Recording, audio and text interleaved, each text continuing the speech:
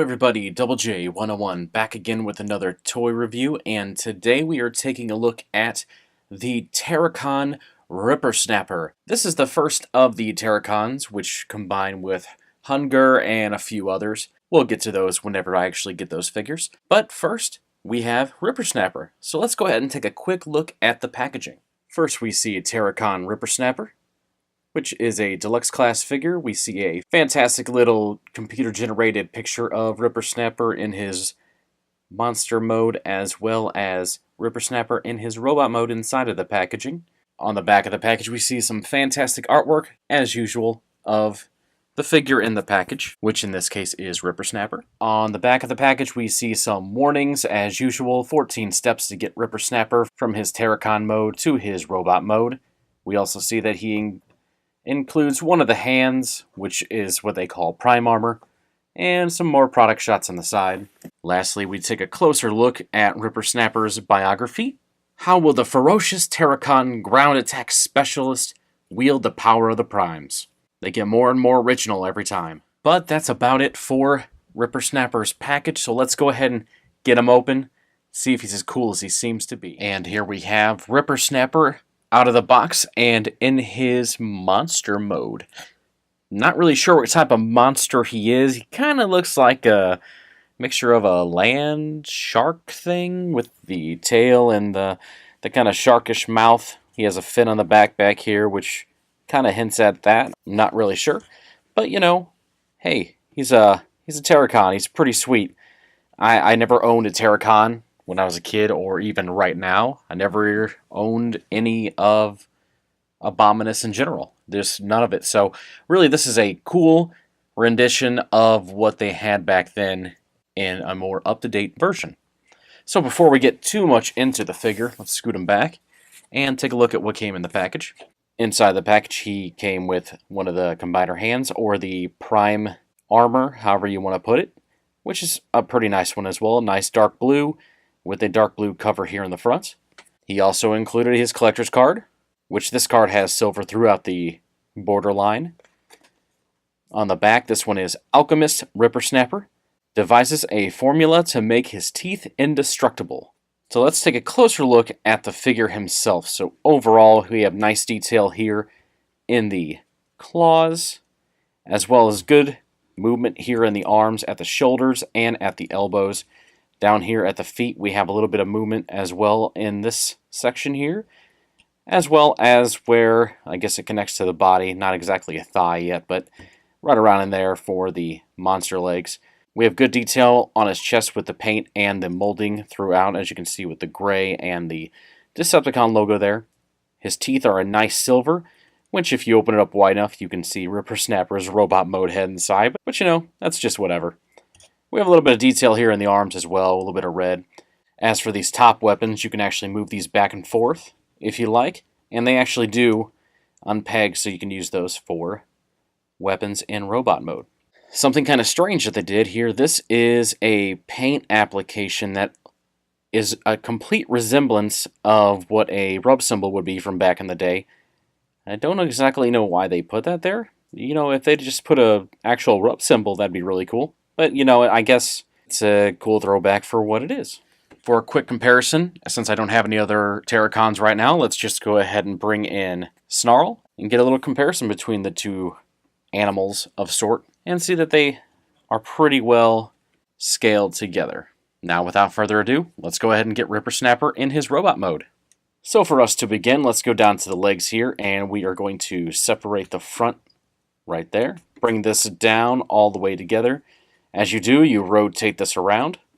Down here at the bottom, separate the legs as so. So there will be a peg right here on the back of his leg, a peg inside here. So let's just go ahead and bring this up. Bring the fin in and connect the leg together like so. This piece will then fold up and just fold it right around to the side here. There is a little bit of a slot right here to peg this little piece into, so you just push it together like so. Got one leg done. On this side, do the same thing. Fold this piece up, bring this in like so. Make sure this piece is actually lined up as it should be. And connect that together like that. If you know that you have your leg secure, then you know you have it in the right spot. Fold the leg inwards as so again, and connect it to that little peg in there. And there you have the legs finished. Now to the top of RIPPERSNAPPER, you just move the arms out of the way, swivel the hands, get them down, bring the guns up a little bit, close the mouth, and disconnect the head. Now when you bring this back, let's go ahead and bring those back up. So you'll see there is a peg on both sides here, as well as a peg hole on both of these. Just slip it on in. It doesn't click or anything, doesn't hold very securely. It does come off, but that is where it goes. And otherwise, you have RIPPERSNAPPER in his robot mode. Now that we have him in his robot mode, let's go ahead and take a quicker look at the detail this figure has. So down here on the knees, you see good molding detail here in the silver and the yellow. A little bit of red paint down here, otherwise kind of white plastic with some nice silver detail here in the shins. A little bit of kibble hanging off the sides with the monster legs, but that's okay. And, you know, the kibble hanging off the back here with the head, but again, that's fine. Here in the chest, we have some nice silver and black with the Decepticon logo here. Nice red here. As well as the face. Very well sculpted. I do like the detail added into this guy. It is nice to see that they do pay extra attention to the heads just to make them look really well. As for articulation, we have some swivel here at the thigh, as well as full rotation in and out, up and back. Here at the knee, upwards as well. Same with this side, all the same. Here for the arms, here at the shoulders, we can go up, all the way out. Full rotation there, nice rotation here at the elbows as well. And even some swivel here at the wrist. For the head, we have side-to-side motion, up and down, which is pretty nice as well. And we have swivel here at the waist.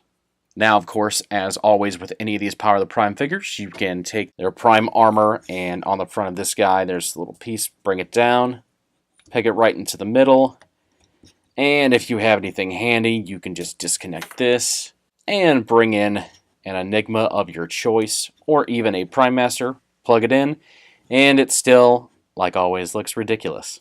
If you didn't want to use the Prime armor, that's fine as well. These guns, they do rotate up and down as so, but you can also take these off and peg them in to his hands to give him nice pistols, or long rifles, however you want to call it.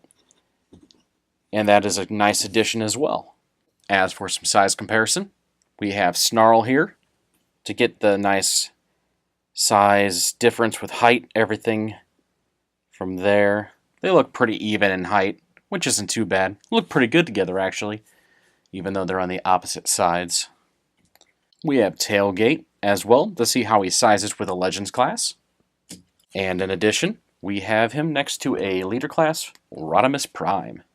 Get a good idea on how the size difference between the two are. And I'm sure you already know, since he is just a normal deluxe figure. But it's always good to compare. As always, since I don't have a G1 rendition of this figure, we'll go ahead and put a picture of G1 RIPPERSNAPPER next to him. See the difference, which there is a large difference. And you can see if he fits your needs for a G1 replacement and a more up-to-date figure. Overall, that's about it for RIPPERSNAPPER. I must say, this guy has really got me excited for the TERRORCONs that are soon to come. I think it's going to be a great set. Hunger is out there somewhere. I have to find him as soon as I do. We will be doing a review on him as well. But for right now, RIPPERSNAPPER's all I got. But he does make me very excited for the rest. The detail on this figure, the transformation, even though simple, is a pleasurable kind of transformation. It isn't too difficult, it isn't too hard, and it's not too obscure. But overall, that's about it for this video. If you liked, please like, subscribe if you haven't already, and I will see you again on the next video. Thank you very much for watching. See ya.